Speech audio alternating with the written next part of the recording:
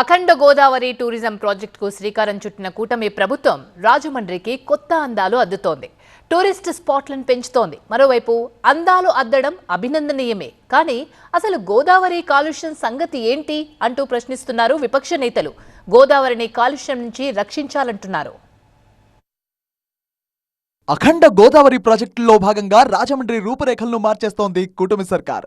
రాజమహేంద్రవరం తీరంలో గోదావరి మధ్యలో 116 ఎకరాల్లో టూరిజం హబ్ నిర్మిస్తోంది. 94.44 కోట్ల రూపాయల వ్యయంతో ప్రాజెక్ట్ నిర్మాణం చేపట్టారు. కేంద్ర మంత్రి Gajendra Singh Shekhawat, AP deputy CM Pawan Kalyan Rajahmundry Pushkar ghat లో ప్రాజెక్టుకు శంకుస్థాపన చేశారు. ఈ ప్రాజెక్ట్ పూర్తయితే విదేశీ పర్యాటకులు కూడా పెరగనున్నారు.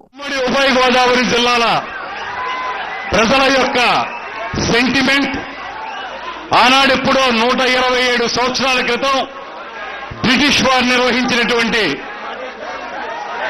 హేవలాక్ బ్రిడ్జిని ఒక సుందరమైనటువంటి పర్యాటక కేంద్రంగా తయారు చేయాలనేటువంటి ఆలోచనకి చాలా కాలంగా ప్రయత్నం జరుగుతున్నప్పటికీ కూడా మొట్టమొదటిసారిగా దాన్ని కార్యరూపంలోకి తీసుకురావడానికి కూటమి ప్రభుత్వం చేస్తున్న ప్రయత్నంలో మొట్టమొదటి మెట్టు ఈ కార్యక్రమం అనేటువంటి మాటను తెలియజేస్తూ, కూటమి ప్రభుత్వం అఖండ గోదావరి అని చెబుతుంటే వైసీపీ మాత్రం గోదావరి నది కాలుష్య పరిస్థితి ఏంటని ప్రశ్నిస్తున్నారు.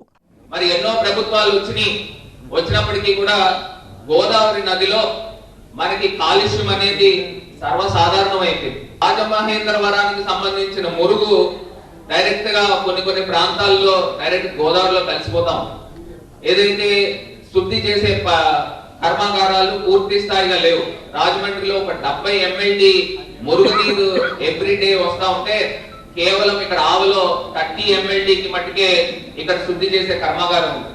అంటే సుమారుగా 40-50 MLD water, drainage water direct గా గోదావరిలో కల్పిస్తా ఉన్నారు. కాలుష్యం తగ్గించేందుకు కృషి చేయాలన్నారు. మరోవైపు అఖండ గోదావరి ప్రాజెక్టును పూర్తి చేయడమే కాదు, కాలుష్య నివారణపైన ఫోకస్ పెట్టామన్నారు కూటమి నేతలు. అయితే కాలుష్య నివారణకు చర్యలు తీసుకుంటున్నామన్నారు.